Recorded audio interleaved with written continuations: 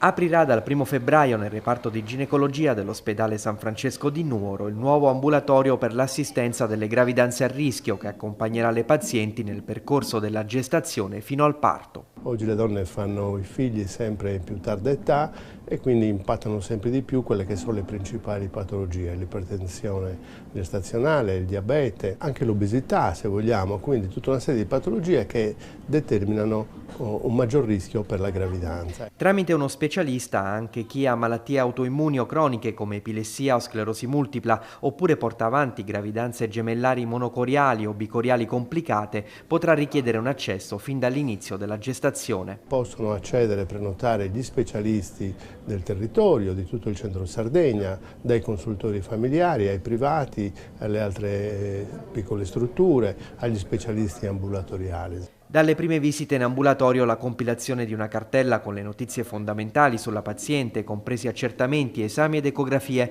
In base alle problematiche saranno programmati altri controlli ed eventuali visite specialistiche. L'approccio, nuovo per l'ospedale nuorese, è quello che mette il paziente al centro, con possibilità di diagnosi precoce e terapie stabilite non da un solo medico ma da un'equipe.